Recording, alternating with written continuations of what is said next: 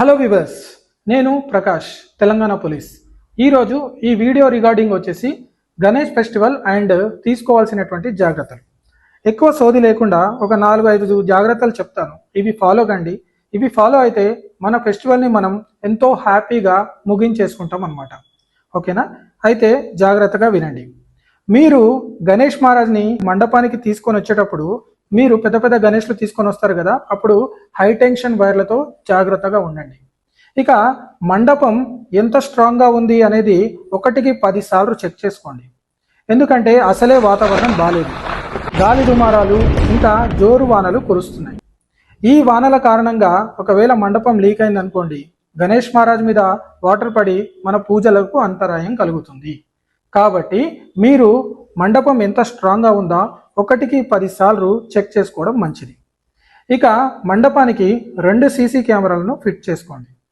ఒకటి గణేశుడికి ఆపోజిట్ గాను, ఇంకోటి పబ్లిక్కి ఆపోజిట్ గాను, అంటే మండపం ఎదురుగాను పెట్టుకోండి.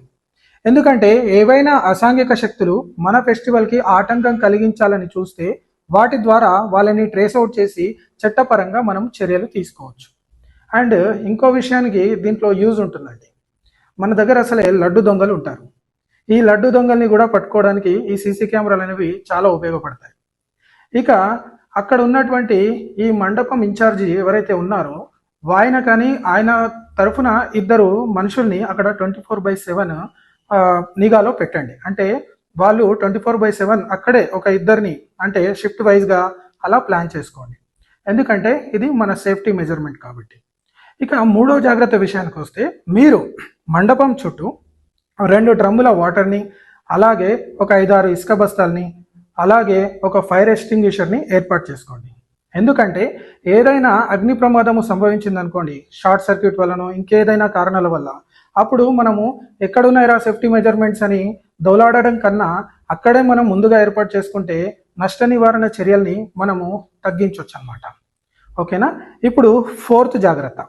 ఈ 4th జాగ్రత్త పిల్లలున్న ప్రతి తల్లిదండ్రి పాటించాల్సి ఉంటుంది. ఎందుకంటే పిల్లలు ఉంటారు కదా, ఈ పిల్లలకు గణేష్ ఫెస్టివల్ అంటేనే ఒక ఆహ్లాదకరమైనటువంటి వాతావరణం. వాళ్ళు ఫుల్ జోష్లో ఉంటారు. ఎందుకంటే వాళ్ళకు మంచి చెడు తెలియదు. ముఖ్యంగా ఈ నిమజ్జనం రోజు నాన్న నేను వెళ్తాను నిమజ్జనానికి, అమ్మ నేను వెళ్తాను నిమజ్జనానికి, ఆ టస్కర్ ఎక్కుతాను, ఈ డీసీఎం ఎక్కుతాను అని చెప్పేసి మారం చేస్తూ ఉంటారు. కాకపోతే వాళ్ళు మారం చేయడంలో తప్పులేదు, కానీ వాళ్ళని మీరు ఎంకరేజ్ చేసినట్లయితే మీదే తప్పు అవుతుంది. ఎందుకంటే వాళ్ళకు మంచి చెడు తేడా తెలియదు. సపోజ్ వాళ్ళని ఎక్కించారే అనుకోండి, వాళ్ళు ఆట సోయిలో పడి అక్కడ ఇక్కడ పరుగులు ఆడుతూ కింద పడితే ఎవరికి నష్టం చెప్పండి? అందుకని వాళ్ళు ఒకవేళ మారం చేసి ఇక మేము తీసుకెళ్తాము, ఇంకా పరిస్థితి తప్పదు అంటేనే తీసుకెళ్ళండి, వాళ్ళతోనే ఉండండి. నిమజ్జనం కంప్లీట్ అయ్యేంత వరకు వాళ్ళతోనే ఉండి మళ్ళా క్షేమంగా ఇంటికి రండి. ఇంకా కొంతమంది మహానుభావులు ఉంటారు. వీళ్ళు టస్కర్ ఆగగానే, డీసీఎం ఆగగానే ఏం చేస్తారంటే టైర్ మీద కాలు పెట్టేసి పైకి ఎక్కడానికి ప్రయత్నిస్తూ ఉంటారన్నమాట. ఇలాంటి సంఘటనలు ఇంతకుముందు కూడా జరిగాయి. ఏ విధంగా అంటే చెప్తాను, జాగ్రత్తగా వినండి. ఆ టస్కరు ఎక్కుతున్న క్రమంలో ఈయన టైర్ మీద కాలు పెడతాడు కదా, అప్పుడు డ్రైవర్కి తెలిసి తెలియక ముందు మూవ్ అవుతాడు. మూవ్ అయినప్పుడు ఈయన టస్కర్ ఎక్కే వ్యక్తి పట్టు తప్పేసి ఆ చక్రాల కింద పడి నలిగిపోయి చనిపోయిన సందర్భాలు ఎన్నో ఉన్నాయి. కానీ గుర్తుపెట్టుకోండి, మీ ఇంపార్టెన్స్ మీ ఫ్యామిలీకి చాలా ఉంది. మీకోసం భార్య పిల్లలు వెయిట్ చేస్తున్నారు. అది దృష్టిలో పెట్టుకొని మీరు ఇలాంటి చర్యలు చేయకండి. ఓకేనా? కాకపోతే మనము ఎన్ని రెస్ట్రిక్షన్స్ పెట్టినా ఏదో ఒక దగ్గర దురదృష్టవశాత్తు ఎన్నో సంఘటనలు జరుగుతూనే ఉన్నాయి.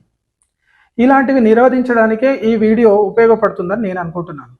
దయచేసి ఈ 4 సజెషన్స్ పాటిస్తారని నేను నా మనస్ఫూర్తిగా కోరుకుంటున్నాను. ఇలాంటి మంచి కంటెంట్ కోసం మళ్ళా మా ఛానల్ని సబ్స్క్రైబ్ చేయండి, లైక్ చేయండి, షేర్ చేయండి, మమ్మల్ని ఆశీర్వదించండి. మంచి కంటెంట్తో నేను మళ్ళా మీ ముందుంటాను. మీ ప్రకాష్. Thank you.